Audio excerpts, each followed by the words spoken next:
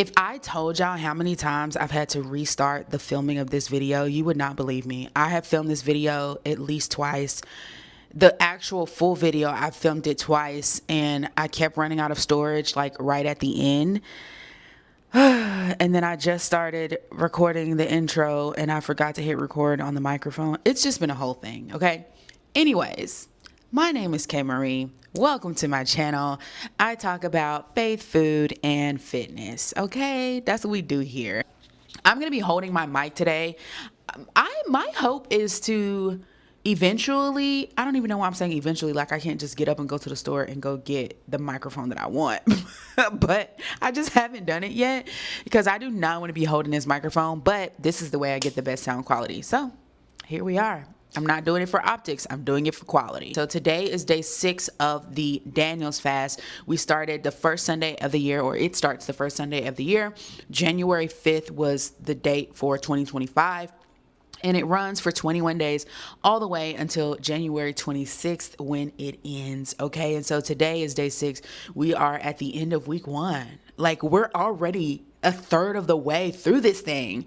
If you saw the video late, if you saw my post late, any of my content about the Daniel's fast, if you saw it late, do not worry. You can actually start. Like, you don't have to wait till next year to do the Daniel's fast. You don't have to wait till next year to do any type of fast. You could make the decision today that you want to fast, and you can start today. Okay. So how to trust God when life feels overwhelming is our key point and our focus for today. Okay.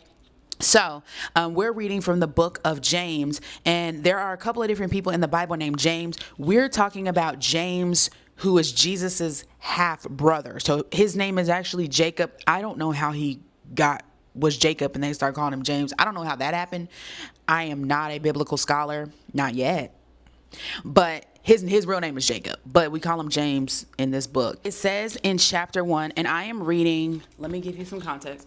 I'm reading out of the Life Application Study Bible, the New International Version.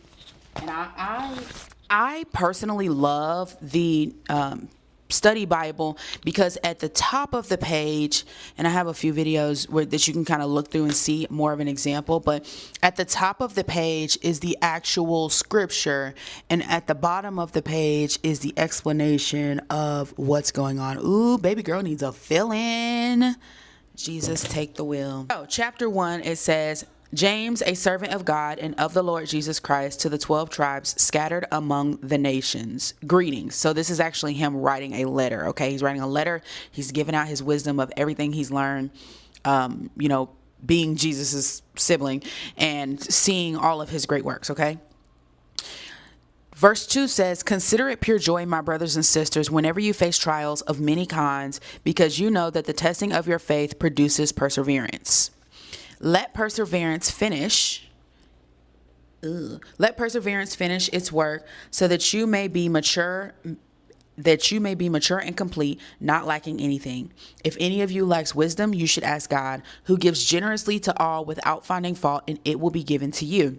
But when you ask, you must believe and not doubt, because the one who doubts is like a wave of the sea, blown and tossed by, turning the page, the wind. That person should not expect to receive anything from the Lord.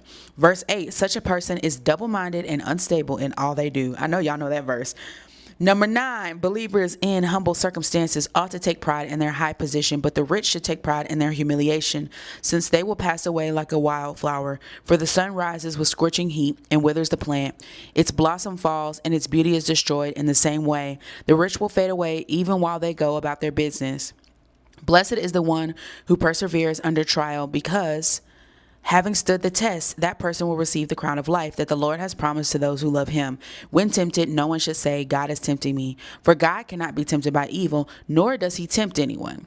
Verse 14, but each person is tempted when they are dragged away by their own evil desire and enticed. Then after desire has conceived, it gives birth to sin, and sin, when it is full grown, gives birth to death. The gems, y'all. Listen, this book is probably the book that has the most amount of Bible verses that you have heard of or have been referenced. This, maybe Psalms might be a close second, but a lot of what we just read, you probably heard bits and pieces of it, like be slow to anger and The person who can be tempted is like, I'm sorry, not the person who can be tempted. Those who consider themselves religious but don't keep a tight lip, like, the one who doubts is like a wave of the sea blown and tossed by the wind. So those are things that we hear like just throughout life. I don't know about you guys. Y'all know I'm black. You can look at me and see that, right? But black culture, we say those things. Like, whether you are in church or not, you've heard someone say those things. So that is James chapter 1. If y'all hear my children in the background, just say a prayer for me, because they're arguing. They're arguing. They're 2 and 4, but they're arguing. They know enough words to fight each other. All right. So that is the verse. So today I named this How to Trust God When Life Feels Overwhelming, because in order to trust God when you're feeling overwhelmed or when you're going through something, you have to have a sense of spiritual endurance. And this message came to me because it's kind of in alignment with what I'm going through right now with training for the half marathon and cycling and all this other kind of stuff. It's like, man, I really need to build my endurance, and I am building it and it's happening, but I'm realizing like, wow, spiritual endurance is a thing too. Like being able to weather a storm for a certain period of time, being able to put up with certain things, being able to, or knowing how to navigate certain situations and still be very much so an image and a representation of God is a skill. And what do we call that? We call it spiritual endurance. And so when you build spiritual endurance intentionally, the same way that you can build physical endurance intentionally, then you're able to trust God when life feels overwhelming. And that's why sometimes you meet people and it's like, no matter what hardship they're going through, they're just smiling. And they're just like, this too shall pass and it'll be okay. Like, y'all know people like that. We call them optimists, but it's really not optimism. It's spiritual endurance. Like, they have intentionally worked their lungs and expanded their capacity for what they know is coming. And so they're able to sit in it and walk through it, things a little bit differently than the rest of us. Today, I'm giving you 4 ways to build spiritual endurance based off of the chapter that we just read. Okay, so the first way comes from chapter 1, verse 3. And verse 3 says this: because you know that the testing of your faith produces perseverance, let perseverance finish its work so that you may be mature and complete, not lacking anything. Okay, so this first way is look at tests as opportunities, not obstacles. Look at tests as opportunities, not obstacles. We look at things as like obstacles and challenges, and then we're like fighting our way through, spending all of our energy. And it's like, but here's the thing. It's not about how vigorous you are in the fight. It's about what you're learning from the fight. Because the way that God works is that if he's putting you through a test, he's putting you through that test to equip you with something. And we see this all throughout the Bible. Anytime someone is tested or challenged or faced with an obstacle, it's because they are needing to equip and build character. And like it says in here, build perseverance.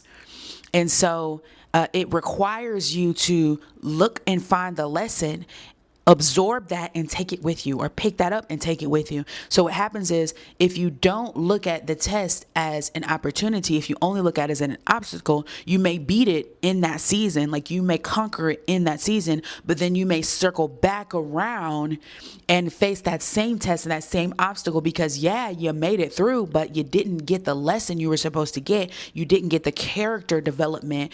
And so because you didn't pick up the tool that God was intending to give you in that season so that you can make it farther down the line and do other things, you have to now go through the test again. And so I've learned this.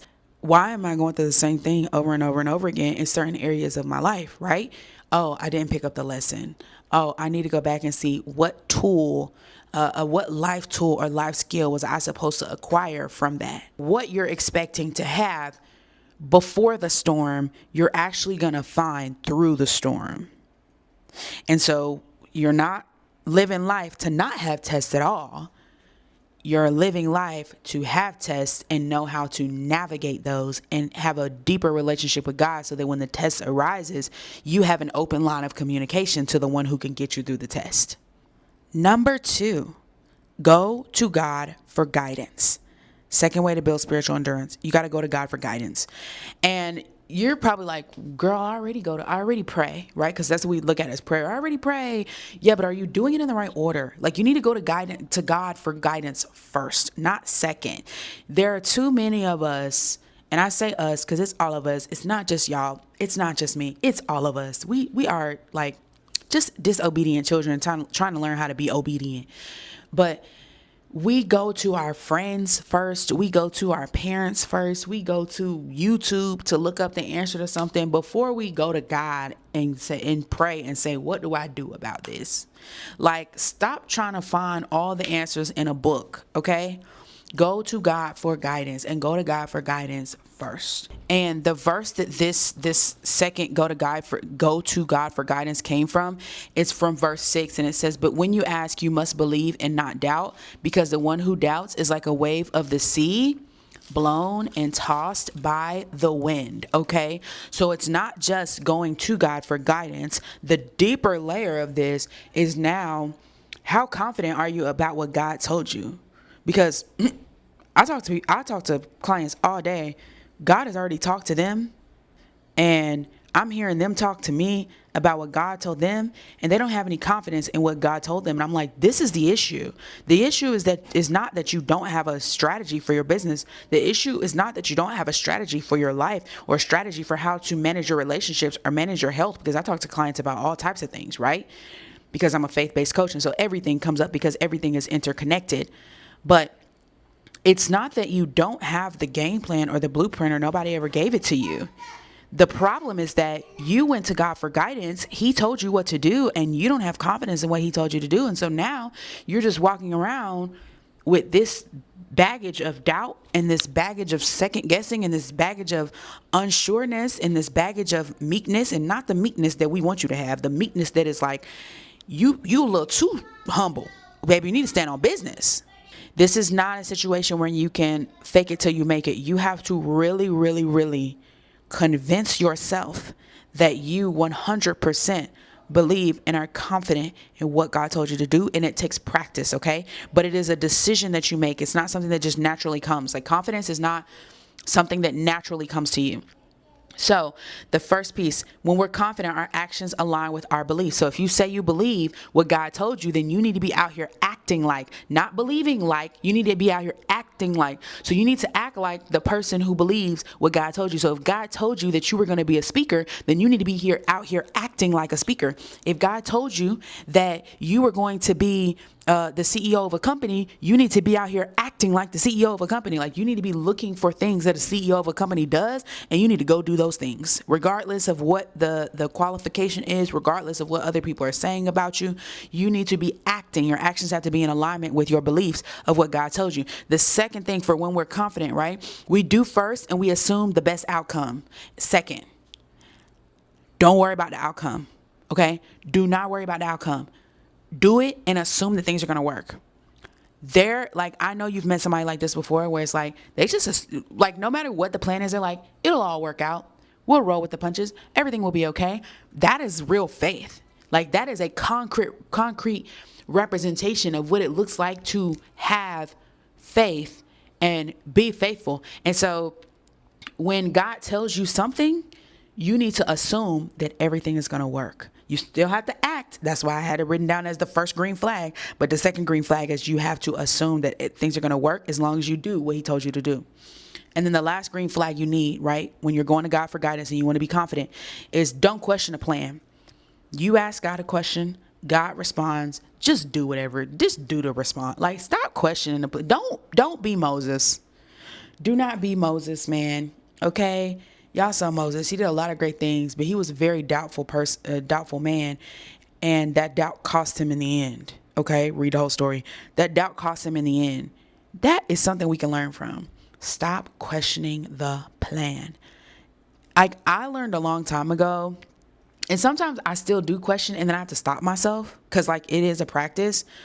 But I learned a long time ago that just because you ask the question doesn't mean you're going to get an answer, especially after you've already been given a directive. Like, God has already told you what to do. So any questions that come after that, I don't have to answer. I already told you what to do.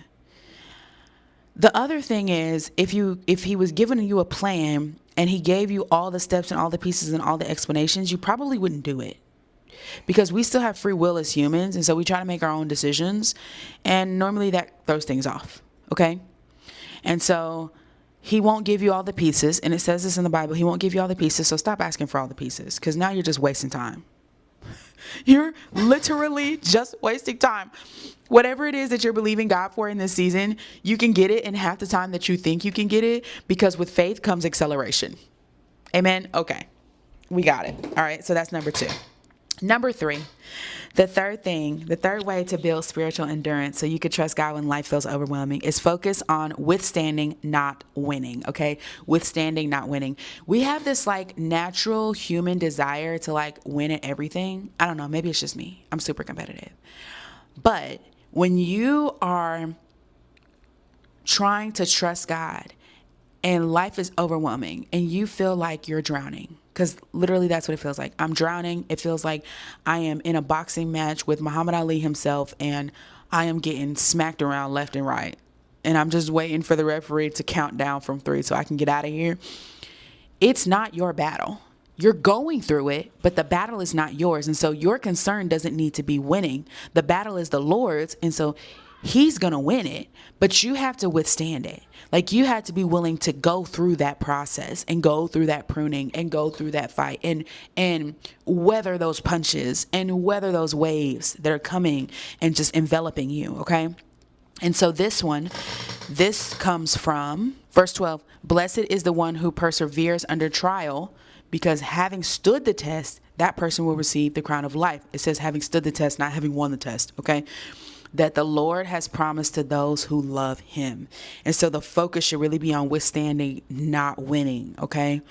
Perseverance is when you continue in a course of action, even in the face of difficulty, with little or no prospect of success. That definition of the word persevere, if we're seeing this in the text, it says, blessed is the one who perseveres under trial. And we look up the definition of persevere, and it literally says, continue in course of action, even in the face of difficulty, and with little or no prospect of success. That should tell you how hard this fight is about to be. I'm not going to I'm sorry. I cannot sugarcoat for you today. This ain't that Bible study.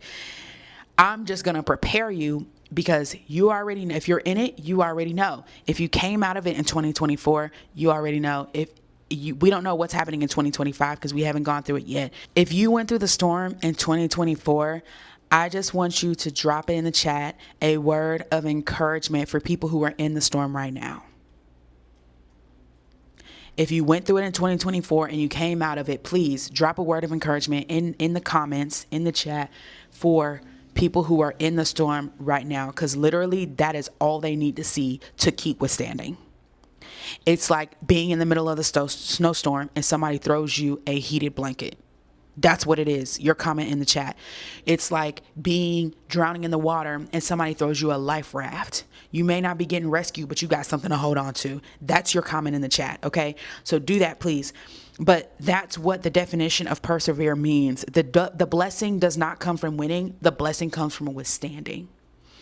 And so you have to learn how to weather and how to look for that lesson and grab a hold of it and just weather that storm and ride it out. Okay. And write it out. And listen, if you have the right environment, like if you have the right people around you, the right friends, the right, I was going to say family, but we don't get to choose our family. I'm talking about the people you get to choose. So if you have the right friends around you, if you have the right support group, if you're in community somewhere, whether it's virtual or in person, if you have your church and you're able to weather and withstand,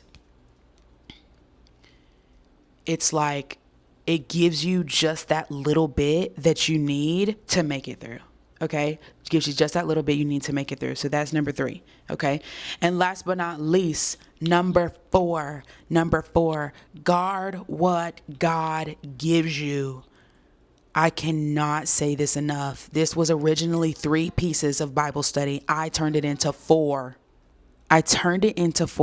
Because you have to guard what God gives you. You already know I'm in the storm.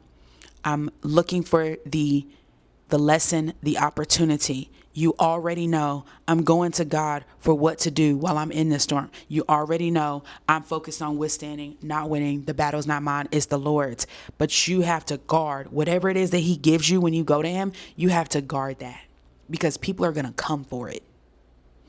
Because it's, to you, it may just be something like, well, a lot of times to you, it's something that you do see as valuable. And if you see it as valuable, somebody else is going to see it as valuable, or they're going to see it as not valuable. And they're going to give their opinion, because this is what people do. They give their opinion on something that God gave you when their opinion doesn't matter, because guess who gave it to you? God. So everybody else's opinion don't matter anyways, right? But you have to guard and not let people get too close or cast their influence and their own doubts and their own insecurities on what it is that God gave you. And this comes from verse 13, and it says, when tempted, no one should say, God is tempting me. Because listen, when things start happening with the vision that God gave you, it's not God distracting you or tempting you away. It's the world. Okay. And it says, for God cannot be tempted by evil, nor does he tempt anyone, but each person is tempted when they are dragged away by their own evil desire and enticed. Don't get distracted. Don't let your desires get you off track. Then after desire has conceived, it gives birth to sin, and sin, when it is full grown, gives birth to death. And so it evolves. Like, you lean into something that you think is just a small distraction. You give energy to something that you think is only going to take 5 minutes. But if it's 5 minutes away from what God told you to do, it is going to evolve into death. Like, that's literally what the verse says. Okay. And so you have to guard what God gives you. Your dreams, your visions, your talents, they will die if you give into temptation and distractions that are dragging you away from what he told you to do. And that includes allowing people to tell you about what God told you. Like, you can't tell me, here's the thing, you can't tell me about what God told me. Like, not in a way that is going to drag me away. Now, if God told me something and you tell me something and that confirms what God told me, that's okay, right? Because it just says in the verse, it says, tempted when they are dragged away by their own evil desires. So only when you're dragged away. So it's when someone tries to tell you something about what God told you that is distracting you or pulling you away from what he told you to do.